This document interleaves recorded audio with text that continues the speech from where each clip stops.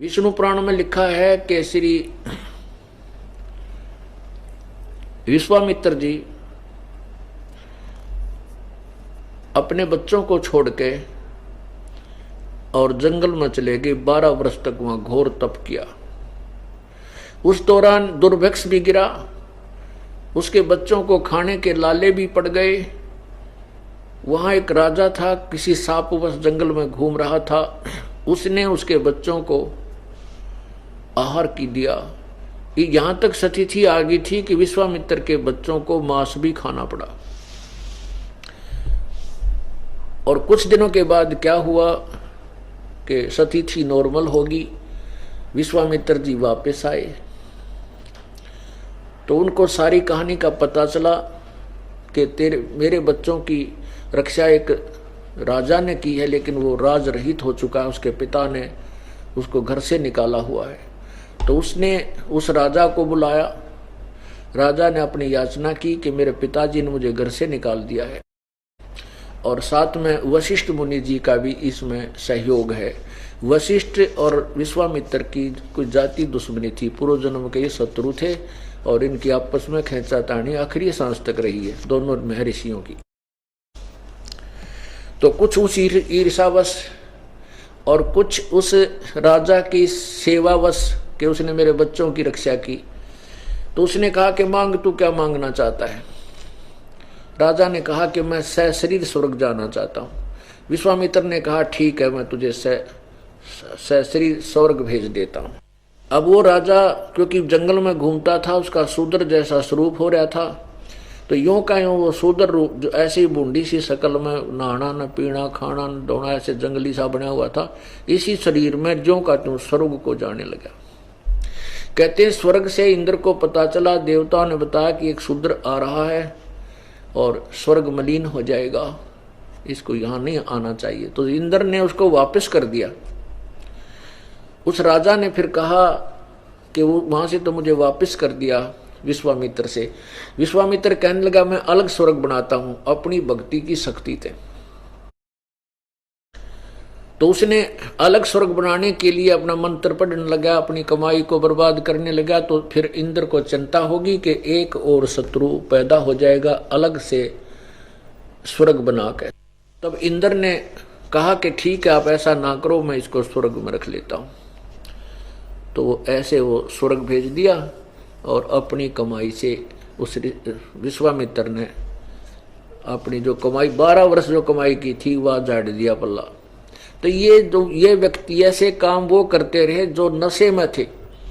इनको अपने स्वाभिमान का नशा था, अपनी प्रभुता का नशा था कि मैं ऐसी करिश्मा दिखाऊं कि दुनिया मेरे गुणगान करे और वाह वाह हो जा कि वाह विश्वामित्र ऋषि, वाह विश्वामित्र ऋषि। और फिर क्या जुल्म किया? वही व्यक्ति जिसको उसने स्वर्ग भेजा, उसके पुत्रों की रक्षा की, उसके पुत्र राजा हरिश्चंद्र के साथ उसी विश्वामित्र ने ऐसे जुल्म कर दिए जो ठाए जाना दरे जा, वो पाप का भागी बन गया। वो राजा हरिश्चंद्र के साथ कितनी पीड़ा की, उसका राज भी छीन लिया, उसके पुत्र भी बेच दिया, उसकी पत्नी भी बिकवा दी, और फिर पत्नी भी मार दी, बेटा भी मार दिया, सर्प बनकर डस दिया। ऐसे जुल्म के इनका पाप भी उस विश्वामित्र के अकाउंट में लिखा गया। अब वर्तमान में भले ही हम इस विश्वामित्र और वशिष्ठ जैसों के गुणगान करते रहे, लेकिन इनके साथ जो दुर्गति होगी ये सोच भी नहीं सकते। ये तत्व ज्ञान जो परमात्मा ने बताया है, इसके दर्पण में दिखाई देता है।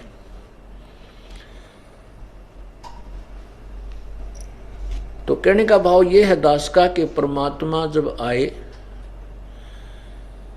इन अज्ञानी ऋषियों ने जनसाधारण और सभी साधकों को, जो परमात्मा को चाहने वाली आत्माएं थी, उल्टे रास्ते लगा रखा था। उस भ्रम को तोड़ने के लिए कबीर परमेश्वर ने जनसाधारण की भूमिका की। उसके बारे में कहा है कि डंब करें डूंगर चढ़े ये अंतर झीनी झूल, जग जाने बंदगी करें ये बोवें सुलभ भूले। कि जैसे घर त्याग करके ये चले जाते थे वैराग्य धारण करके, सन्यासी कर्म सन्यासी हो गए, और वह हठ योग करते हैं, ऐसे बैठ जाते हैं समाधि सो करके। जनसाधारण तो सोचता है कि बड़े महापुरुष हैं, ओहो बड़ी बड़ी परमात्मा के पाने के लिए समर्पण किए हुए। और परमात्मा कहते हैं कि जग जाने ये बंदगी करें, भक्ति कर रहे हैं, लेकिन ये बोवें सूल बबूल, ये तो अपने जीवन में काटे बो रहे हैं की करके। कहते हैं केले की को पीने है जो फूल पान फल खाई, नरका मुख नहीं देखते जो बस्ती निकट ना जाई। वो जंगल के रोज हैं जो मनुष्यों बिद के जाई, निस्तेन फिरे उजाड़ मैनो परमात्मा पावे नहीं। ये दास जब सर्विस करता था, ये तत्व ज्ञान हमें प्राप्त हो गया था, तो जब बैठ जाते थे ऑफिस में तो हमारे कुलीग चर्चा करते थे, कहाँ रहते हो, खोए खोए से रहते हो। चर्चा चल जाती थी कि हम सत्संग में जाते हैं, और फिर जो हम सत्संग में सुनते थे, विचार सुनते थे, ये साहित्य पढ़ते थे सदग्रंथों को, तो चर्चा कर देते थे भाई भगवान का भजन करना चाहिए, परमात्मा के बिना कति जो जीवन व्यर्थ है। तो फिर उनमें से कुछ एक अपनी अपनी जैसा ज्ञान था फिर वो बताने लग जाते, चर्चा शुरू हो जाती थी। उनमें से एक ने कहा कि आपको पता नहीं है साधु संतों का, तो मैं बताता हूँ। हम एक बार हरिद्वार की से आगे चले गए, ऊपर ऋषिकेश से भी आगे, तो वहाँ बहुत से व्यक्ति बैठे थे, 20, 30, 50। तो वो कह रहे थे कि यहाँ एक साधु रहता है जंगल में, और वो तन पे केवल निवस्त्र रहता है, और पर्दे पर केवल एक केले का पत्ते वत्ते बांध लेता है। भाई बड़ा महापुरुष है, गुफा पता नहीं भागकर गुफा बना रखी है जंगल में किसी स्थान पर, वहां घुस जाता है, और वही जिसने इसके दर्शन हो जाना है उसका बेड़ा पार है। बस देखते ही आदमी दिख जाते हैं ना, मनुष्य कहीं इसको भागकर जंगल में बढ़ जाता है, उस गुफा में या कहीं छुप जाता है।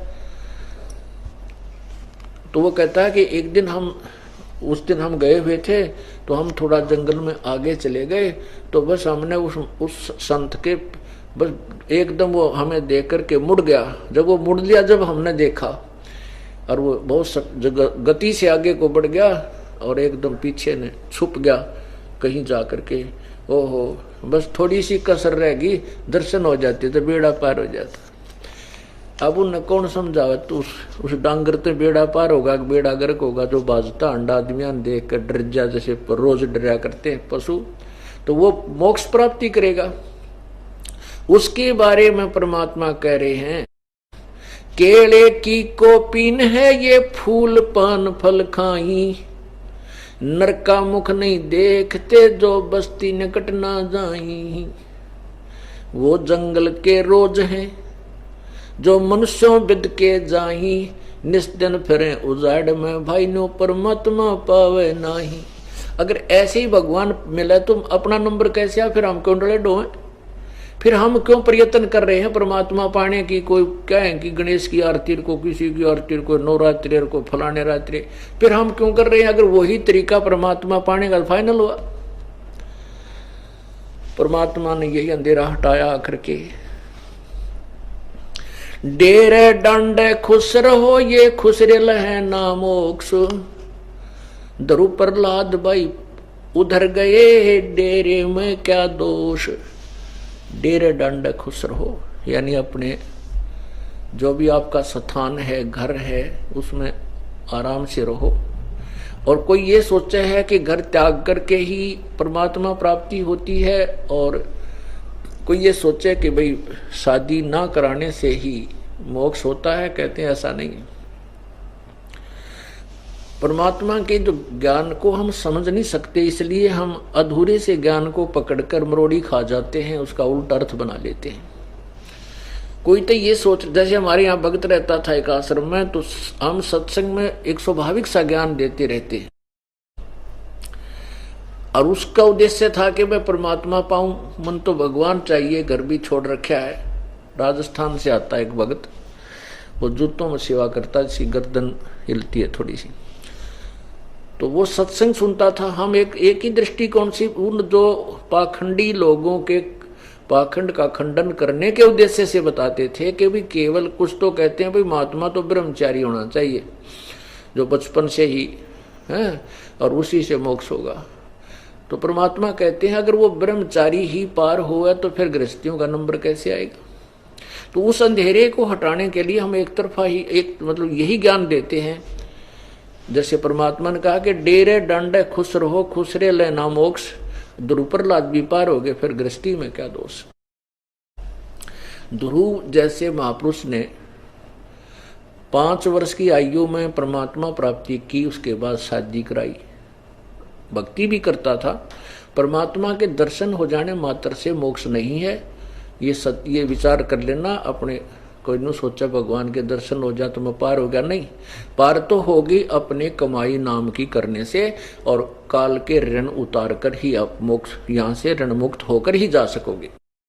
तो ऐसे ही जो उसने अपनी साधना की, जिससे उसको परमात्मा प्राप्ति हुई, भगवान ने दर्शन दिए, फिर उसने राज्य मांग लिया, उसको राज्य दिया।